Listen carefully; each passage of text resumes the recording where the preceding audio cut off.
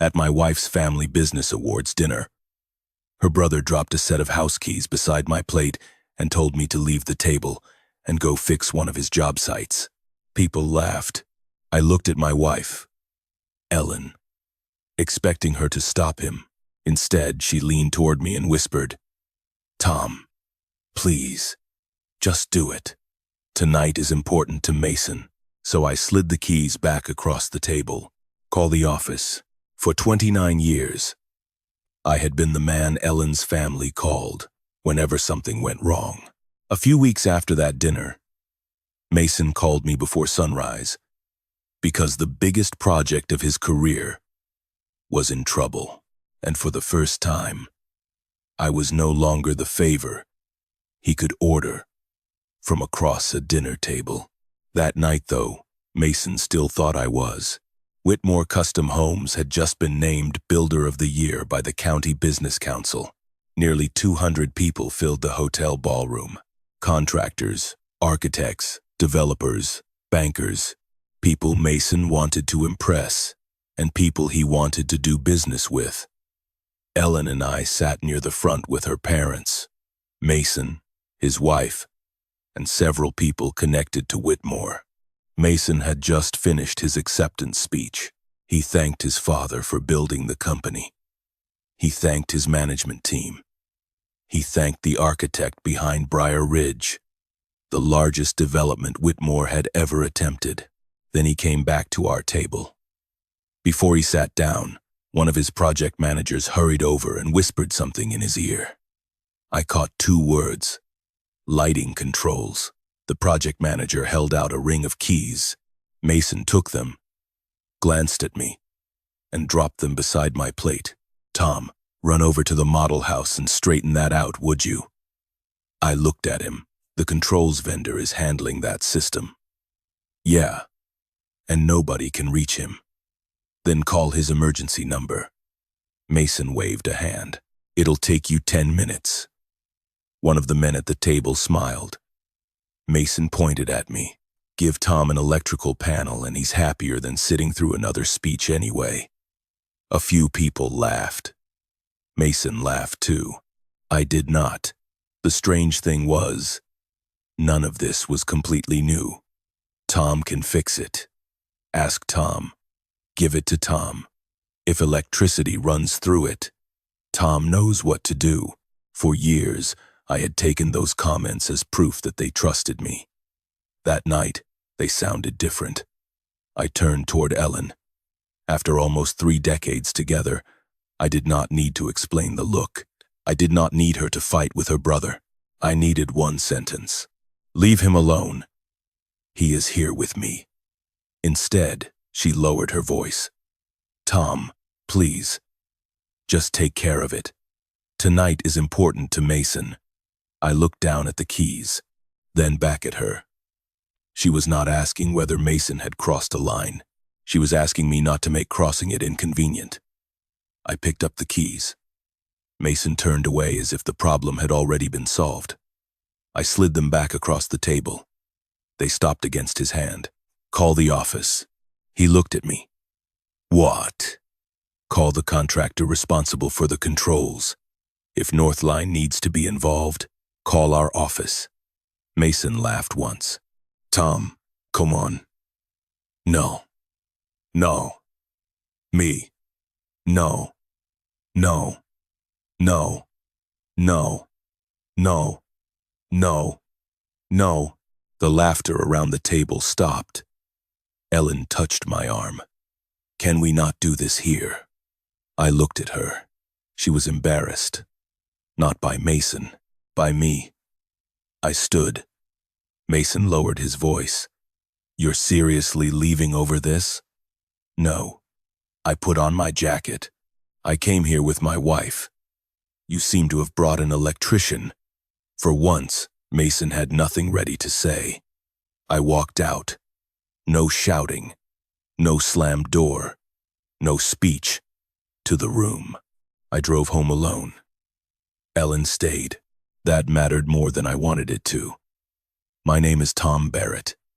I am 59 years old. I started electrical work when I was 20. By 30, I had my license. By 40, I was running commercial crews. At 47, I bought into Northline Electrical with the man I had worked beside for years. By the night of that dinner, we had 41 employees. Northline handled commercial buildings, schools, medical offices, warehouses, apartment projects, and part of Briar Ridge. Months earlier, Northline had completed the main electrical service for the Briar Ridge model home according to the approved engineering plans.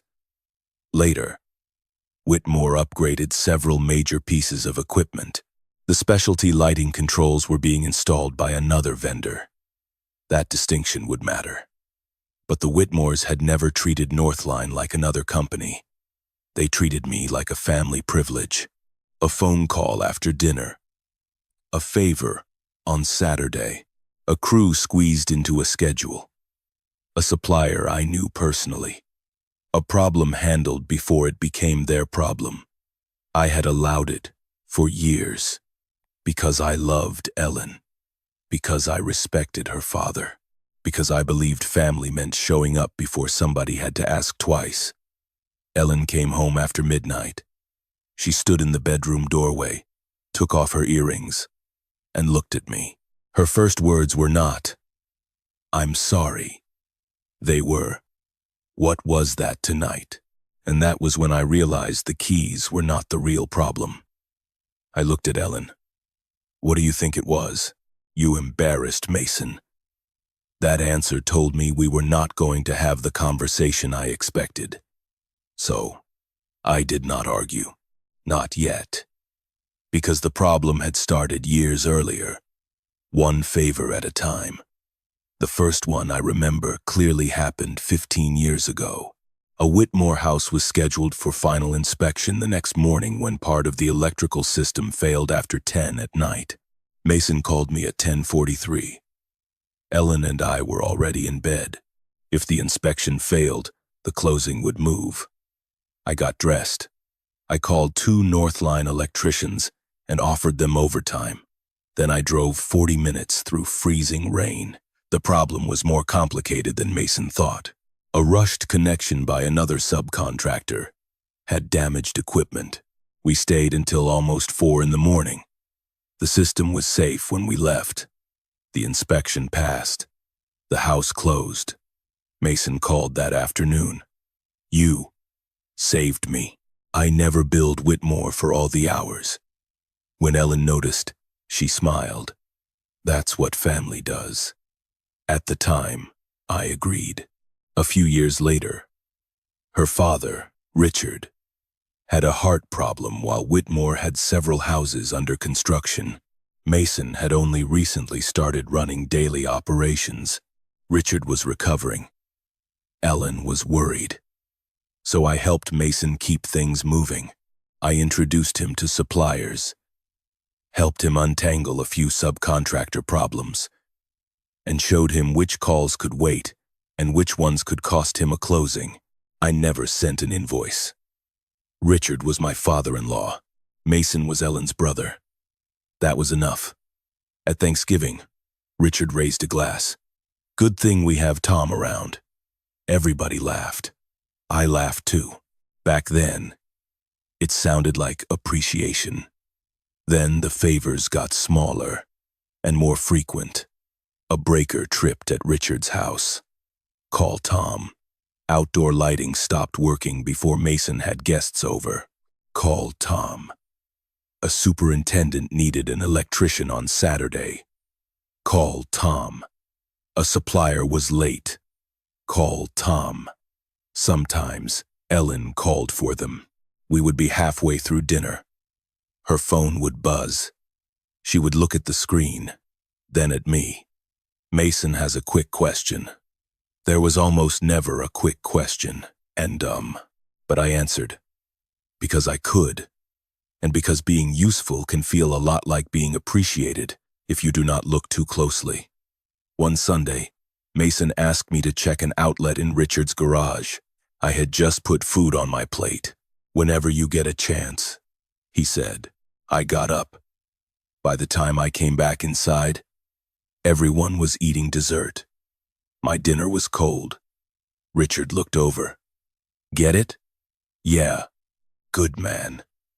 Then the conversation moved on. Nobody had done anything terrible. That was why it was easy to ignore. No shouting. No insult big enough to repeat later. Just the quiet assumption that my time was the easiest time in the room to spend. I also started noticing how Mason introduced me at a cookout. This is my brother-in-law, Tom. He can fix just about anything. Another time. This is our emergency button. People laughed. I smiled. Later, I told Ellen it was starting to bother me. Mason is joking.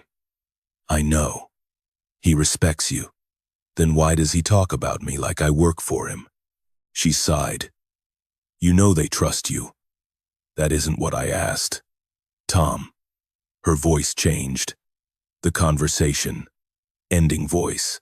Do not make it ugly. I let it go. That sentence became a rule without either of us admitting it.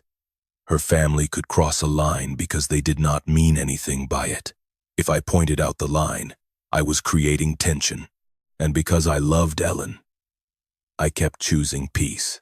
Or at least that was what I called it. By the night Mason dropped those keys beside my plate, I had spent years teaching her family that my answer would always be yes. What I had not understood was that Ellen had learned the same lesson. 2 weeks before the awards dinner, Mason sent me revised equipment information for Briar Ridge. 36 houses, a private clubhouse, a model home designed to impress buyers before half the streets were finished. Briar Ridge was supposed to prove Whitmore could compete with larger regional developers. Northline had already completed the model home's main electrical service under the original approved engineering plans. Then Whitmore made upgrades. Larger heating and cooling equipment, more exterior heaters, upgraded kitchen equipment, additional lighting control hardware. The electrical demand had changed after our original work was designed and installed. I did not see an updated load review. I called Mason.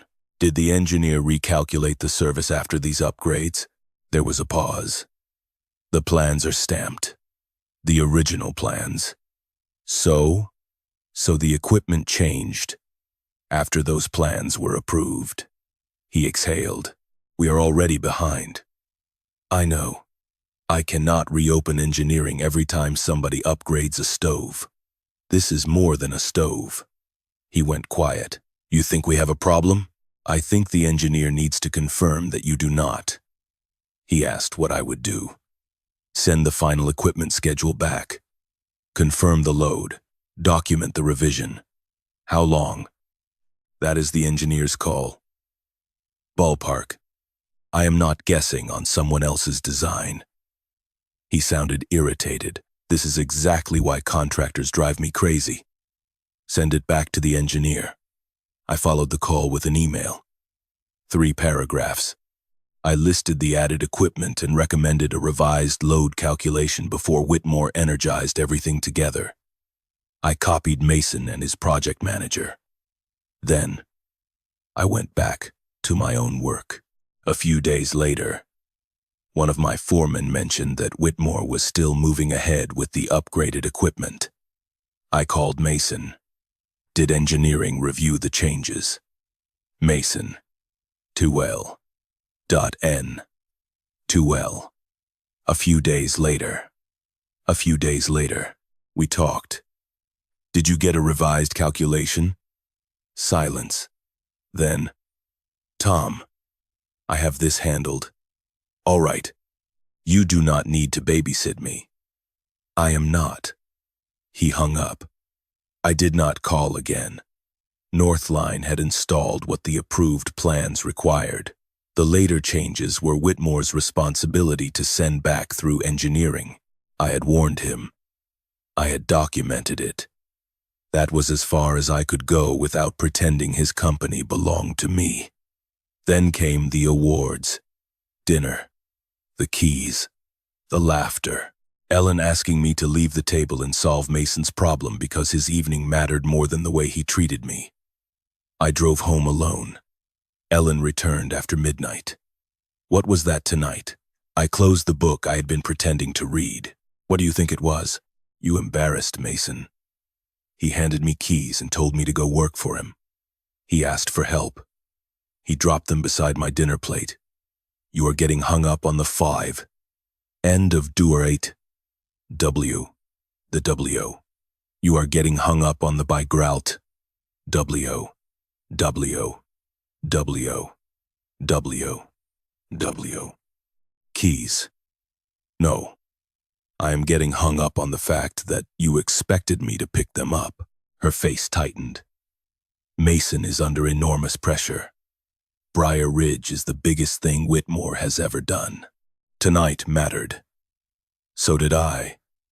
I did not say you didn't. You didn't have to.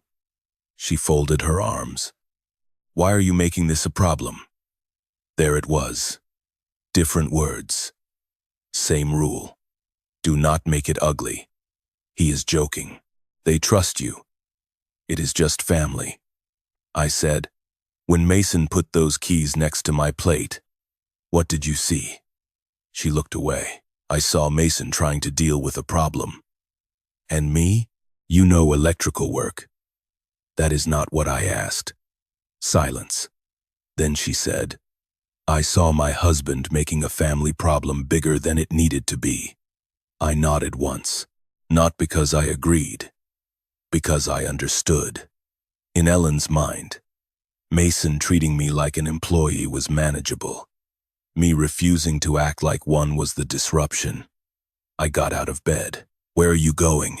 Guest room. Oh, come on. I do not want to say something because I am angry. So now, you are angry at me? I am disappointed in you. That stopped her. I slept badly. At 6 the next morning, I drove to Northline. Carla, our office manager, was already there. I need a change made to the Whitmore account. What kind? Every job goes through normal dispatch from now on. She waited. No direct calls to me. No direct calls to crews. Written authorization. Standard rates. Standard emergency rates. Normal scheduling. Carla studied me. Do they know? They will. What happened? Nothing that changes the work. That mattered. I was not canceling contracts. I was not slowing anything down. I was not telling my people to make Mason's life difficult. Northline would fulfill every obligation we had. I was simply removing the favors. Carla nodded. So we treat Whitmore like every other client. Exactly. As I walked away, she called after me. Tom? I stopped. They are not going to like that. I know. What I did not know was how quickly they would notice. The first call came 4 days later. Saturday morning, I was changing the oil in my truck when Mason's name appeared on my phone. I let it ring. A minute later, Northline Dispatch received an emergency request from Whitmore. Temporary power had failed at another job. In the old days, Mason would have called me. I would have moved somebody. The problem would have disappeared. This time, there were 2 emergency customers already ahead of Whitmore. Carla told Mason the earliest crew would be later that afternoon. He called me again. I answered, Tom. They are telling me 4 hours. I know. I have 6 guys standing around. Then move them to something else until power is restored. Can you shift a crew? No. You own half the company. That is why I have dispatch. This is ridiculous. No. This is normal. He hung up. A week later, a Whitmore shipment got held because of incomplete paperwork. Normally, I would have called the regional account manager I had known for years. This time, Mason handled it himself. The shipment went out the following morning, instead of that afternoon. Then an inspection correction took 2 days instead of a few hours, because the paperwork went through normal channels. Nothing catastrophic happened. Mason simply started experiencing normal business without my personal shortcuts. Then he called Ellen. After dinner, she said, "Mason thinks you are doing this on purpose." "Doing what?" "Making everything harder." "I am not making anything harder. He says everything takes longer now." Who? Then maybe he should ask why it used to happen so fast. She leaned against the counter. "You know, one call from you could fix half of this." I dried my hands. That is exactly the problem. What does that mean? It means one call from me has been fixing half of this for years. They are family. Mason can call Northline. He can approve work. He can pay invoices. I am not refusing him anything. You are refusing to help. I am refusing to be his private shortcut. She shook her head. So this is a lesson? No. It feels like one. I am not teaching Mason anything. I am letting his problems reach him before I solve them. Ellen looked away. Then she said, "They depend on you because you always come through." I know. She meant it as a defense. I did not argue. A few weeks after the awards dinner, Briar Ridge caught up with Mason. The call came at 5:12 in the morning. My phone buzzed on the nightstand. "Mason." I answered. "What happened?" "The model house lost part of the service." I sat up. "What do you mean?" "The main feeder tripped twice overnight. Every time they reset it, the lighting controls and heating system drop out." "Stop resetting it. We have an inspection at 9. Keep the affected equipment off. Tom, do not reset that breaker again until somebody knows why it is tripping." Silence. He knew what I was thinking. "The equipment changes. I need you down here." "I'll call dispatch." "No, I need you.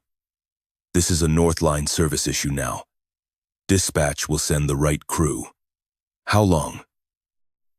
"I do not know. We have the developer coming. The inspector is coming. Dad is already on his way." None of that changed the electrical system. Then Mason lowered his voice. "Tom, this is family.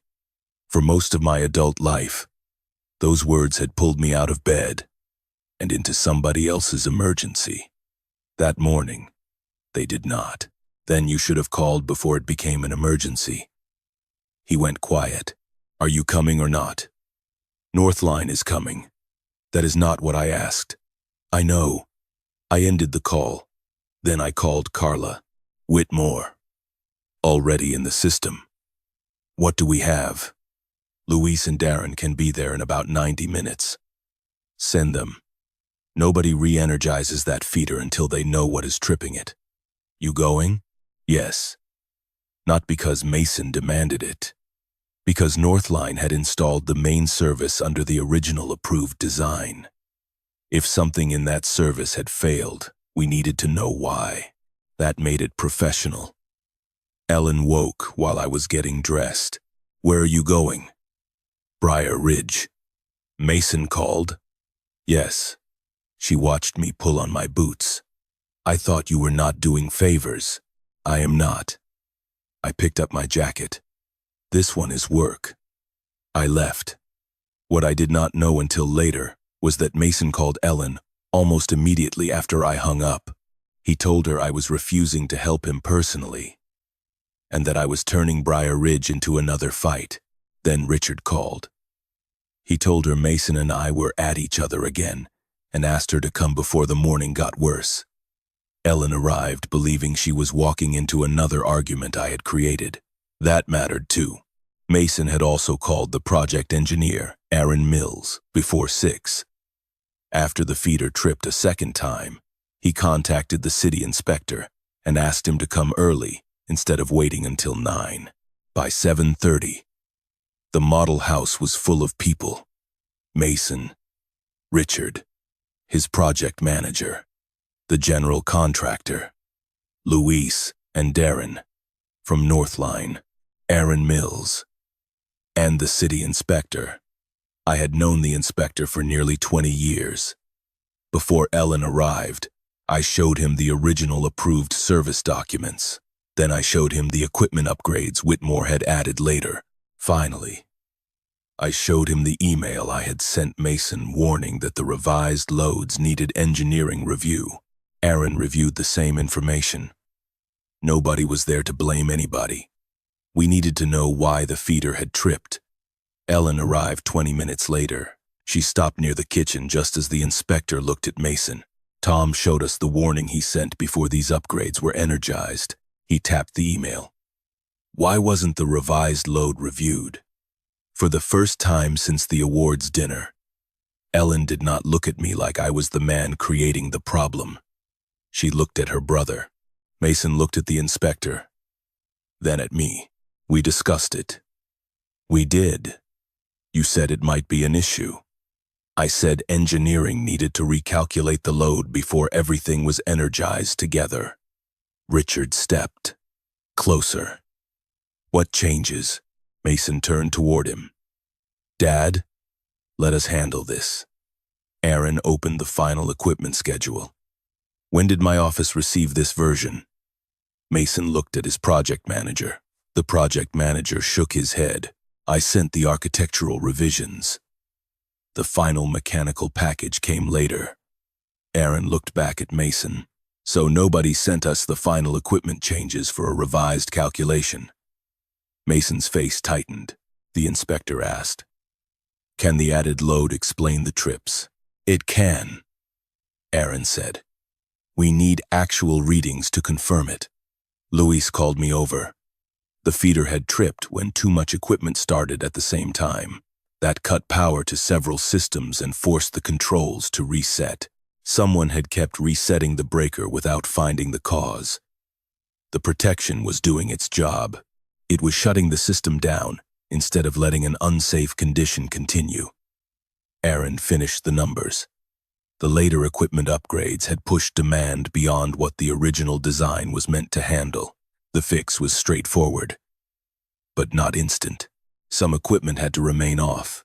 Parts had to be changed. The revised design had to be documented. The inspection moved. The developer walkthrough still happened. The model home simply was not ready the way Mason had promised. Nobody screamed. Nobody lost millions. Mason had to explain a delay he could not blame on anyone else. At one point, the inspector asked how Northline planned to approach the temporary work. Aaron asked for my opinion on sequencing. The general contractor waited for my answer before moving his crews. Mason watched all of it. Later, when the room had cleared a little, he came over. I knew you ran Northline. I know. He glanced toward the inspector outside. I did not realize everyone here looked to you first. He had always known my title. He had simply never understood what it represented. I said, You have known me for 28 years. He looked down. A few minutes later, he said, I should have listened. Yes. And I should not have done what I did at the dinner. I waited. I was under pressure. I know. I was not trying to disrespect you. That does not change it. He nodded. Then, I misjudged you. I shook my head. No. He frowned. If I still worked alone out of a van, would putting those keys beside my plate have been okay? Mason did not answer.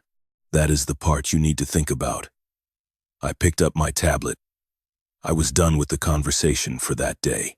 Ellen said very little on the drive home. She looked out the passenger window most of the way.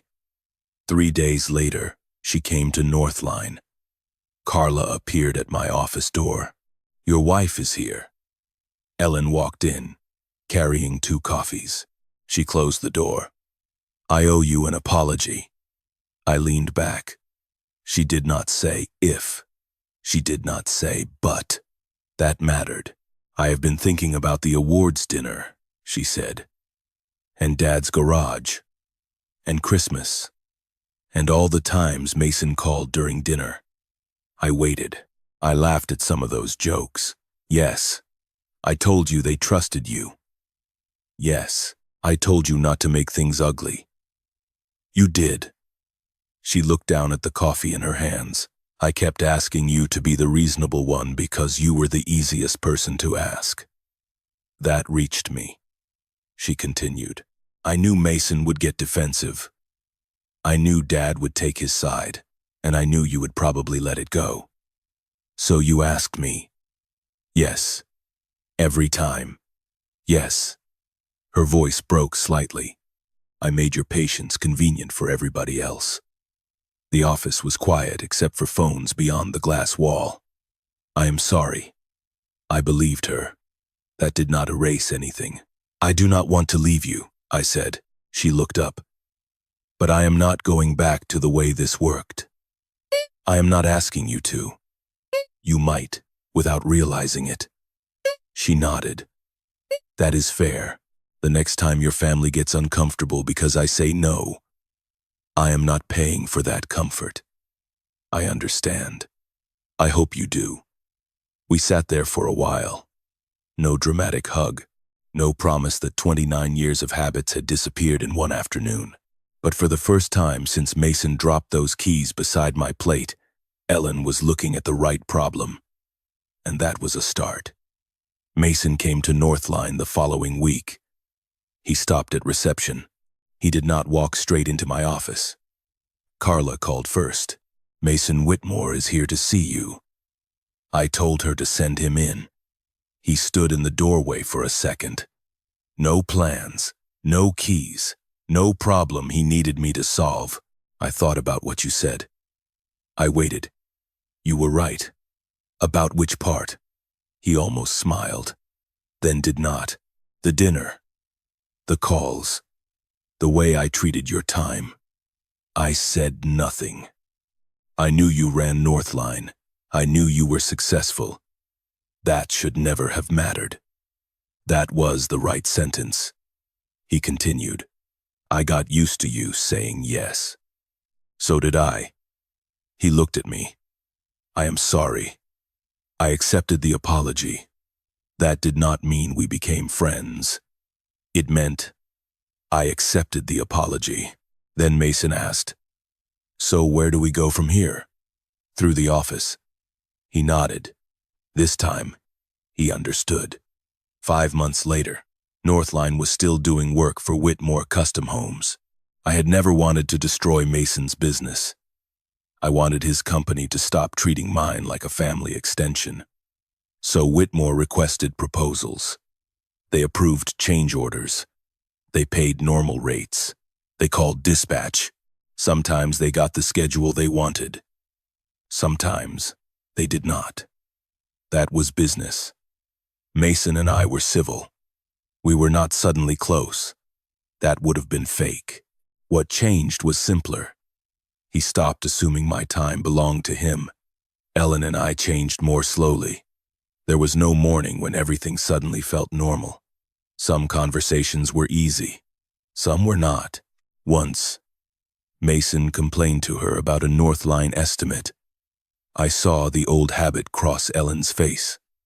For a second, she almost turned toward me. Then she stopped. He can talk to your estimator, she said. Small thing. Somer, big difference. We started having dinner with her parents again. The first few evenings were awkward. Richard talked too much about weather. Mason talked too much about work. Nobody mentioned the awards dinner. Nobody needed to. Then one Sunday, Richard invited us over for steaks. We were outside when one of the patio lights started flickering. Richard looked up, then at me. Muscle memory. Tom, while you're here.